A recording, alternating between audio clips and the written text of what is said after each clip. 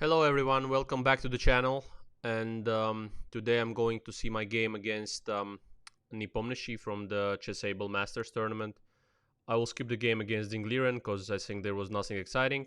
And we'll start with the 6th round against Nepo. And the game is actually interesting for a little trick in the opening and the end game itself, because it was kind of exciting to analyze this end game. A lot of insights there, and somehow I've learned a lot by looking at it. So let me share some things with you. So I was playing as white, and yeah, I've started with d4, knight f6, c4, e6, knight f3, d5, knight c3, c5. So yeah, let me see if I can turn off the sounds. Yep. So c5, e3, trying to play some kind of playable positions. So knight c6, c takes d5, knight takes d5, bishop d3, bishop e7. Probably you saw this position many times. It's a classical position.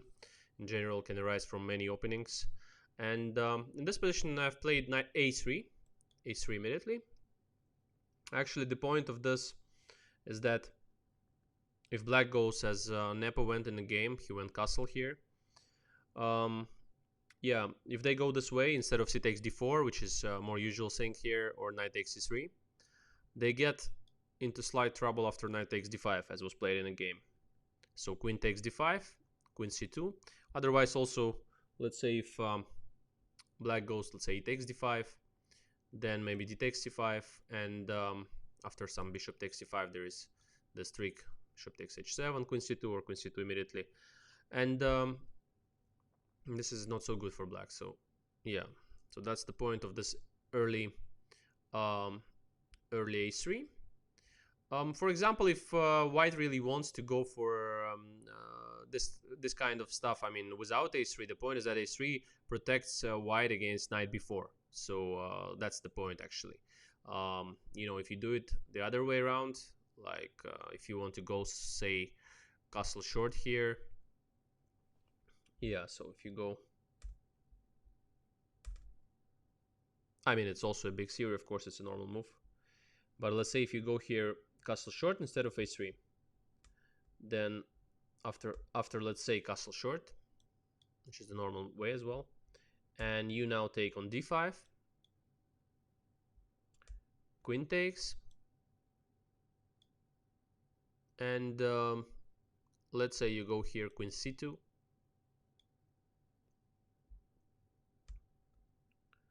then black can just go knight b4 even, for example, to show the you know, the cons of not playing a3. So knight b4 is possible, but beside it, of course, queen h5 threatening knight b4 after d takes c5. So the point of this a3 is that after d takes c5, after moving the queen to c2, you will never have this knight b4 trick. So you have to decide with destruction. If you don't know how to do this, I mean, exactly in this position, so you get into this trouble as Nepo got after this queen c2.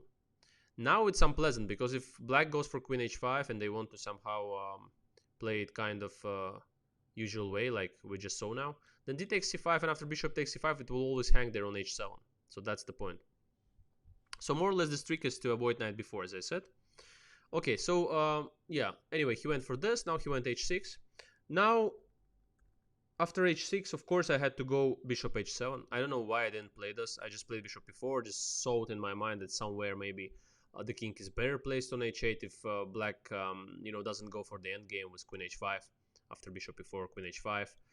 But you know, it's always good to have this bishop h7, king h8, bishop b4 included. And now black can go for queen h5, or they can go for queen d6 as in the game. But if they go for queen d6 as in the game, then I take, and we get the same in game as we had in the game. But now, you know, the king is on h8, so it's far from the main scene, you know, here. So after b4 and bishop b2, white is having a better position simply. So I went bishop b4 immediately. Black can try to sacrifice the pawn here. They can go, let's say, queen h5, d takes c5, and f5 and play for this structure.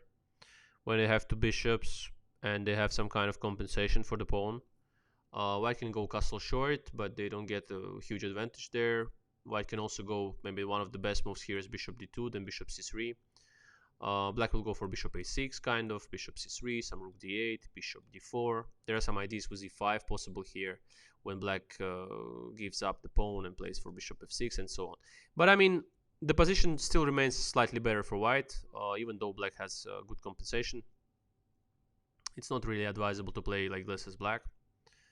I don't think it will find many proponents of this, but certainly, as I said, bishop h7 was to be, I mean, had to be included here.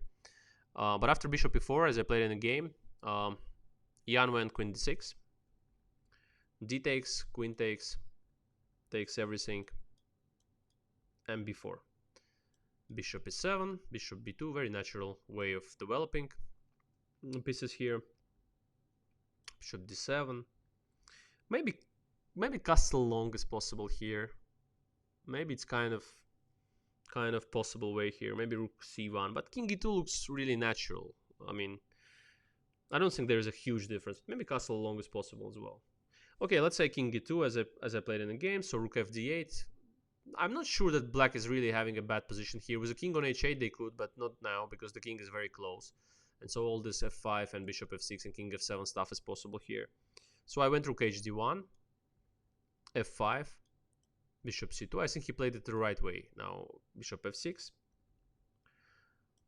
Takes. Yeah, the structure is a bit spoiled now for black, but you know, how to get use of it, it's very hard to say.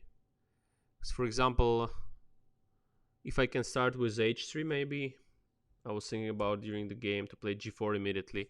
Then it doesn't bring much because of just rook ac8 and knight can come to e5 at any moment. So it doesn't really bring a lot of success to white. So I'm not sure it's necessary to go for this. And I think it's the right way. I first thought I want to play rook ac1 and then play bishop a4. But somehow after playing rook ac1 and just actually when I just put my rook on c1, I realized that, I don't know, I don't want to put the bishop on a4 to have all this knight d4 tricks all the time in the air. So he went king f7, and I just decided to go bishop b3, which is normal, pinning up the line for the rook. I could go even bishop b3 without rook ac1, but as I said, my intention first was to play bishop a4, but then I didn't like how the bishop stands there. So I went bishop b3, king e7, rook c5. This is probably not the best move. Maybe knight h4 was preferable, or rook d3 maybe, instead of rook c5 here. Maybe rook d3 or knight h4. I don't know. It should be better a bit than rook c5. Rook c5 is a bit artificial somehow. But I thought I can play h3, g4. It was always in my mind, you know, to play this. So he went bishop e8, very natural, you know, defensive side. Is trying to exchange as many pieces as possible to get into, you know, less complicated endgame in this case. And of course, the position is a bit passive for Jan here, and he decides to exchange as many pieces as possible, and certainly the rook on a8 is out of play for the moment, so this is very natural. Now, following this logic, I had of course to keep the rooks, so I had to play rook dc1. So just having this pressure on the c line would bring black more problems than what happened in the game, I guess, because after exchanging on d8, which is a natural move, I mean rook takes d8, at least after taking this, maybe I had to go for rook c4 and then h4, something like that. But still, I think that black is very solid. So rook c4 was maybe possible. Then this, then maybe this, you know, to bring the rook there. Kind of. And also e4 sometimes is in the air. Yeah, I think that would be a good move in general here. Just put the rook on h4, bishop c2, g3. H is weak, knight is not moving much. Okay, but the point of interest comes later. So let's see after h3. h5 blocking the g4 move. Actually was not necessary. Probably black can just go bishop d7 and go for this after g4. Let's see what's going on there. After bishop d7, g4 takes. White should not play this, but Yeah, of course, now it's even e5, and black is even better because they're attacking g4. But yeah, g4 was not the move. I mean, white again should play for g3, then rook c4, rook h4, stuff like that. Slight pressure, but nothing much. Uh, After h3, h5. Let's see what happened. I went g3, protecting against any kind of h4s, in the future when I move my knight or something. And in general, always to put maybe some h4 at some point and have this weak pawn in the bishop's endgame on a white square would be a nice way for white. So g3, rook d6. I played bishop c2. Rook c3 or rook c2 was a bit better. Maybe already h4 was the move to play. But rook c3, Compi suggests is kind of good move here. Prophylaxis against any b6. Rook is standing nicely on c3. Maybe I can exchange it, then play the endgame for this bad h5 pawn. So I went bishop c2, just a normal move. Also, nothing bad about it. a6, maybe again h4 was time to play h4 here, or rook c3. I went bishop d3, seemed natural to me.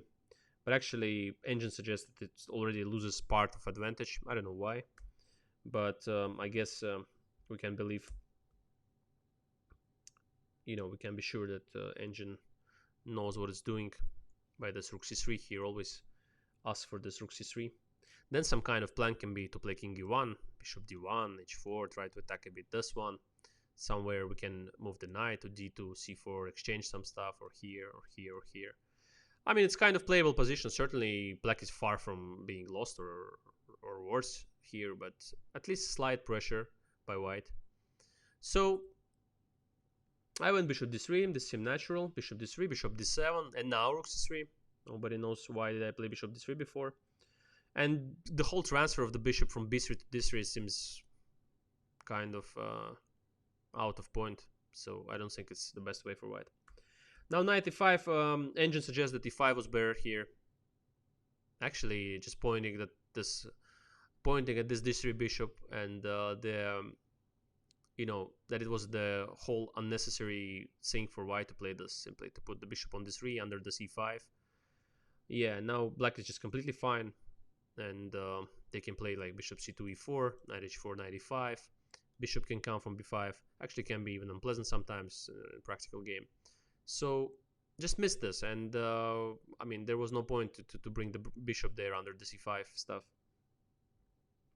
Instead, Jan went knight e5. Is not the best move, of course, because we're having this endgame with a bad pawn on h5, so I took, he took. e4, meeting this, avoiding e4. King f6. Let's not really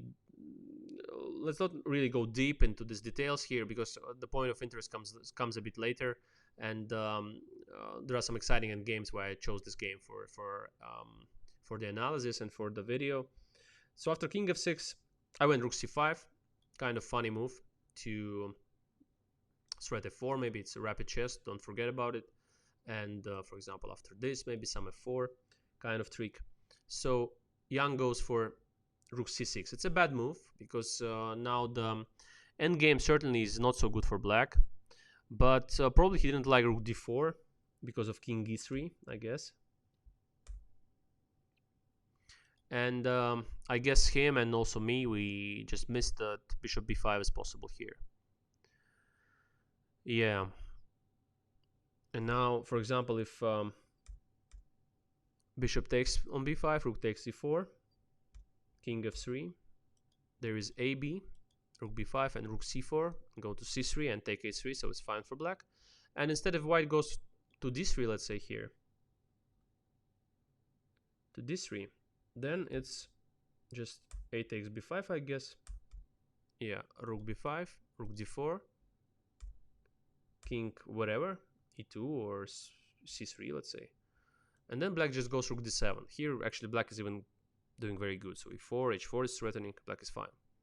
White's pawns are just too far from queening, so it's just good for black. White should go to e3, and then there are plenty of checks, and black is completely fine. So let's say rook e4. Okay, let's try some kind of king e2 to be kind of tricky and go to f1, yeah? Yeah, so let's say rook e4. Again, king f1, for example. Now h4. attacking this, and for example, after this, rook h4, king g2, and now there is a nice way to defend the b7 pawn from h7, and this pawns will move, creating a lot of threats to white. And actually, the position is equal, but it's not even so pleasant to play this as white. Yeah, and he missed this. He went rook c6. It's not a good move because the endgame with the bishops is worse for black for many reasons, and the most important one being that a6, b7 are on the white squares.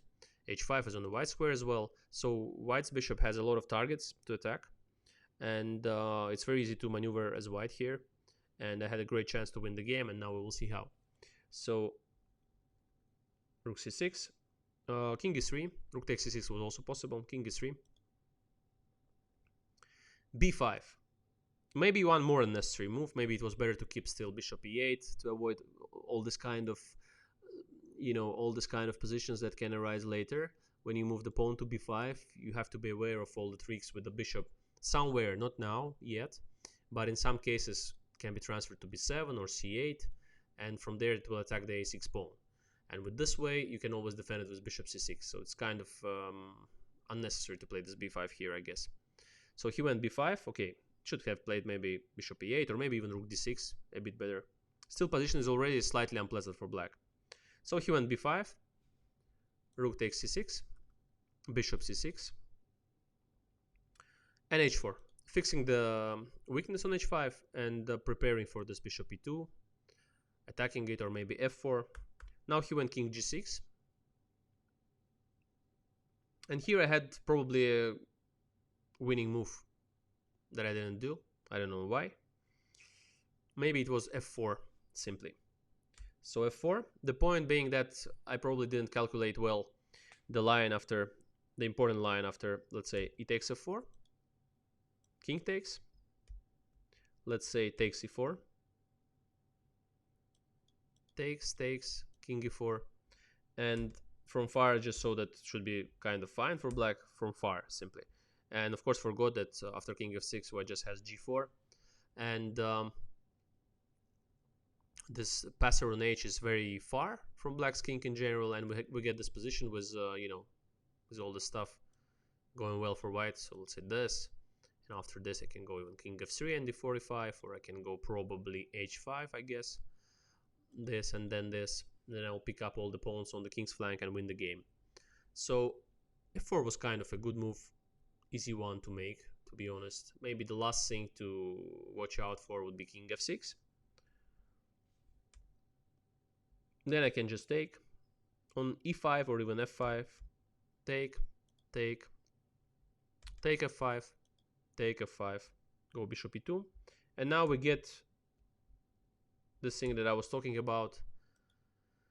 Why b5 was not necessary in general is that black should defend the pawn, and now I go bishop f3, I go bishop b7, and pick up the a6 pawn when the position at some point is just winning for white. So this was the winning way, and I missed it. Jumped over this idea of f4, played bishop c2, keeping the tension still in the center as I didn't see that f4 wins, king f6, bishop d1, and my point was that after king g6 I will play bishop f3, so black will kind of decide to leave the diagonal because they cannot take on e4. After taking, I will just take, and play this, and black is in zugzwang, they're completely lost. And if you move your bishop to d7 or wherever, I will just take at some point on f5, actually exactly here, and then bishop b7, pick up the pawn, then convert it somehow. It will not be a hard task, to do, to convert this one. So this is close to winning, so I went bishop d1, Jan took on e4, bishop takes h5, I have this h passer which is much better than all these pawns in the center for black. So bishop b7, here I went bishop e2, actually it was already possible to play without this bishop e2. I could just go f4, let's say, or f3 even. And the position with this pawns, when I take on e5 and he takes like whatever, like this, Yeah, these positions are actually much better for white. They're close to winning, yeah. So I again just play this and this. And if this endgame is coming, then g4. White is winning simply because I have this h passer against the e, and the king is just coming faster to pick up all the pawns. Yeah, bad decisions that I were taking here. I mean, also when you play e4 here, I just go king d4 and the bishop comes back, and then we pick up everything and the h coming, so it's just winning. And yeah, that's a pity. Okay, bishop b7, bishop e2, bishop c6, f3. I was trying to push the g4 pawn and have the two connected passers there on the flank.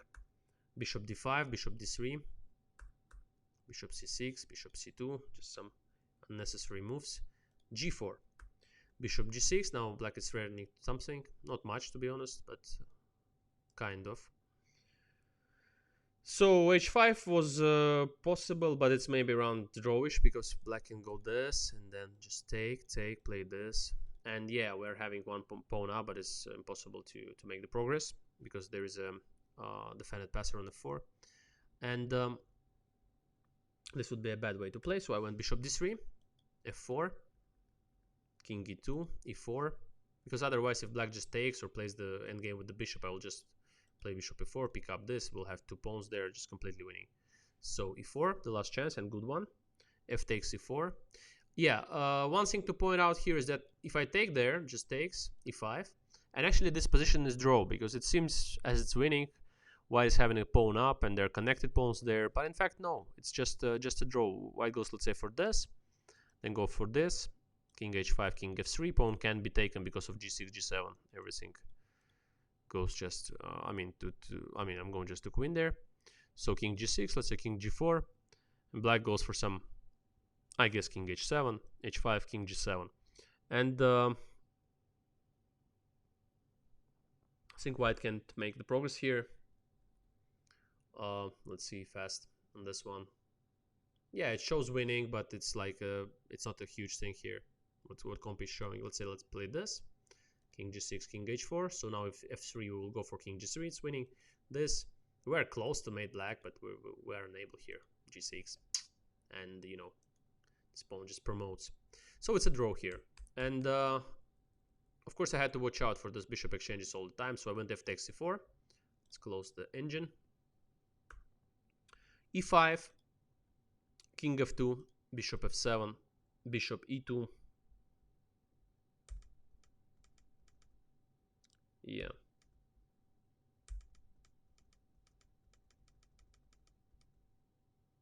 Bishop e2, and let's see.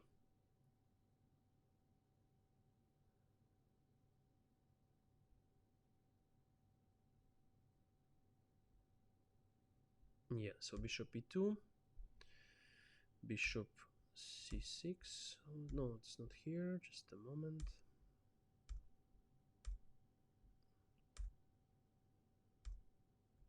Bishop yeah, sorry. Which one is it?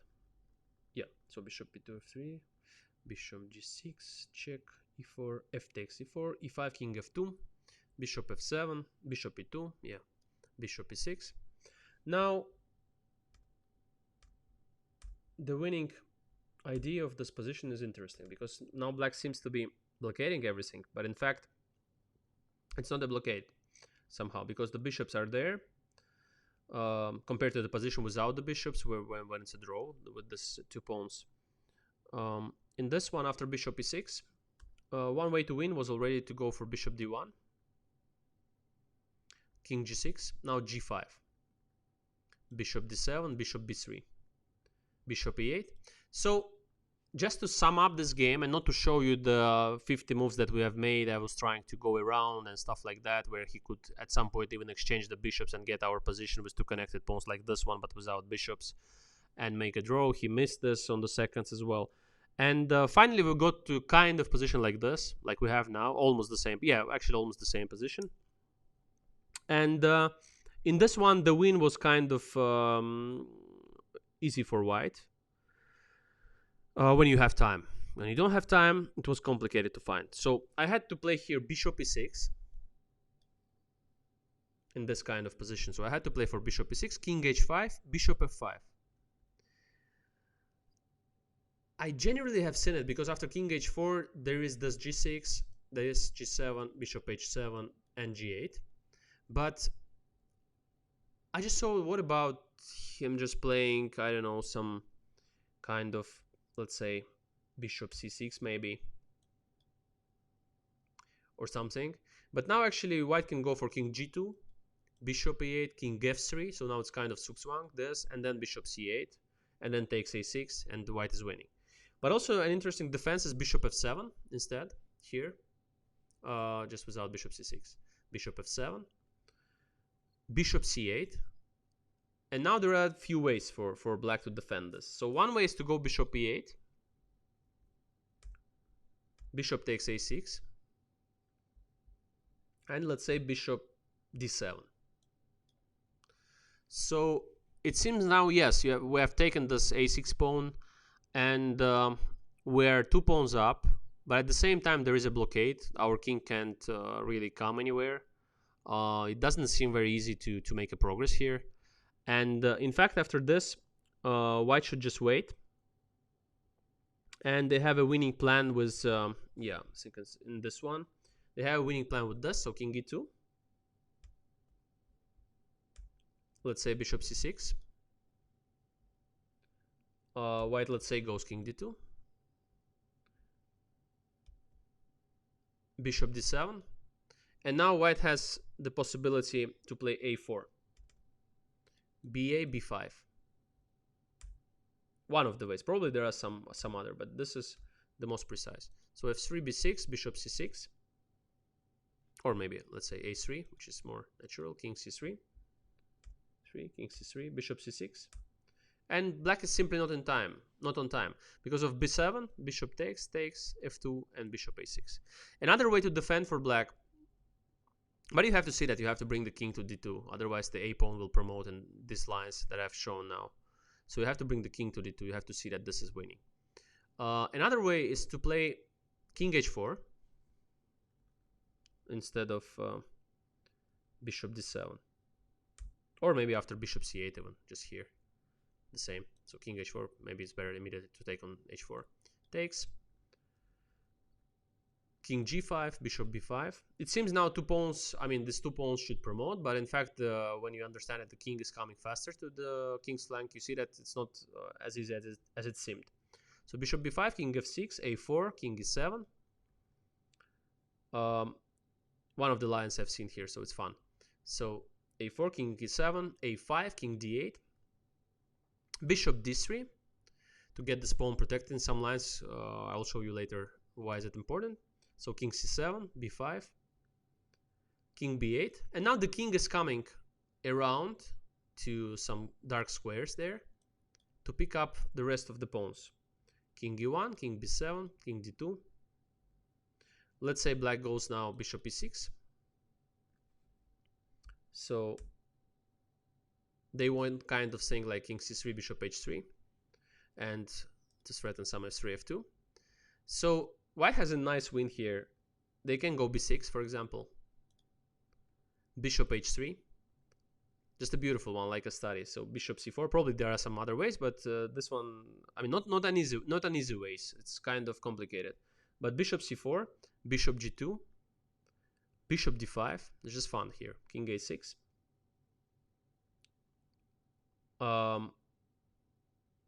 Okay, can go king e2 here. Probably, yeah.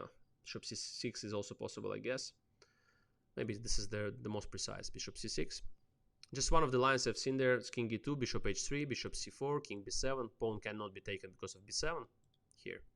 So king b7, bishop d5, king a6, king d3. King is now coming for, to c5, wants to go to c5 or somewhere else and just win the game with king c6 c7. Bishop f1, king c3, bishop g2, king c4, f3, king c5, f2, bishop c5. I just saw this beautiful line and simply it's amazing how white wins this. King b7, a6, king c8, bishop e6, king d8, a7, king e7, a8 queen. Now it's sacrificing, we're sacrificing the bishop, king e6. No, sorry, not king e6, of course. Yeah, that was the point of the whole point. Actually, it's the only win here. So a8, f1 queen. Yeah, f1 queen. Queen b7, king e6, queen d5 check, king e7, and now b7. And it's a beautiful position that is winning for white. And let's see how. So let's say queen c1, check, king b6, queen b2, let's say, king c6, or queen b5 already here, and the pawn promotes. So one of the plans to win. So with this game, I just wanted to show you that that I had a great chance to win the game, and certainly I didn't find this f4 in the end game, as was shown, instead of this bishop c2 and f3 plan. Just to show you the structure, that with the bishops, these positions, when you put all of your pawns on your, bishops colored squares, you can get really a lot of problems there.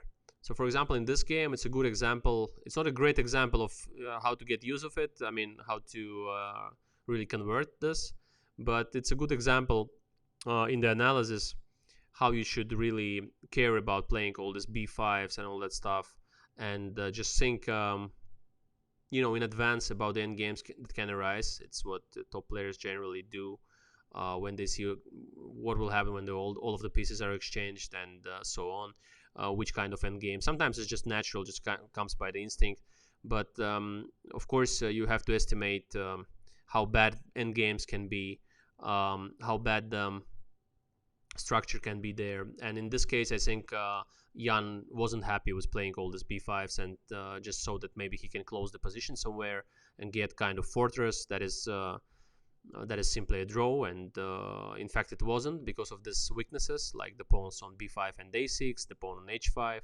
and I could exploit that fact and actually win the game in a few ways by just exploiting this weaknesses of a6 and h5, and by bringing my bishop into the game, geometrically solving this kind of puzzle, how to take the a6, how to protect my pawns. Please note this idea with bishop e6 and f5 against king h5, then g6 after king takes h4, which is an important. Bishop f5 is an important move, and then this bishop c8 takes a6. The point of this bishop f5 is that after bishop f7, I go bishop c8 and take bishop a6 with the tempo. You can scroll back to the position there, and yeah, I think it was an interesting game, interesting end game especially, and it just shows that the good technique is needed, and a very good technique is needed to win over the top players, even in speed chess, like rapid chess, because the defense is very strong till the very end. And also, please know that I'm not looking at the game till the very end, because I didn't make much of a progress. At some point I just played g5 and didn't make any progress, and we agreed on a draw, because I didn't see a plan how to convert this, how to bring my bishop into the game. And actually this was the great plan of bishop d1, b3, e6, f5, and I could win the game. So it's a pity I didn't win this, but of course it wasn't easy at all. After even analyzing it for some time, at some point I was stuck, thinking that it can be a fortress simply, and was amazed by some positions. I mean, there are plenty of them that I'm not showing in this video, because it will be like for 2 hours or something. I was analyzing it with pleasure, of course, but I just wanted to show the main idea how white had to play to win and convert this. Thank you very much for watching, and the 2 next games will be with the bishop on g7, analyzed by me against Vasiela Graf and Fabiano Caruana. And there is plenty of work to do to make them ready, all the games and the analysis, and see the most important positions, because really minimum the game against Caruana can be analyzed for many hours. And I have to see what's going on there and what were the lions and the most exciting ones. We'll try to bring them on in some days. Thank you so much for watching. It was a pleasure again to show you and share with you the ideas. Please subscribe, share, like, and hit the bell to be notified about the upcoming videos. Thank you very much, guys, for watching. It was a pleasure. Till the next video. Bye bye.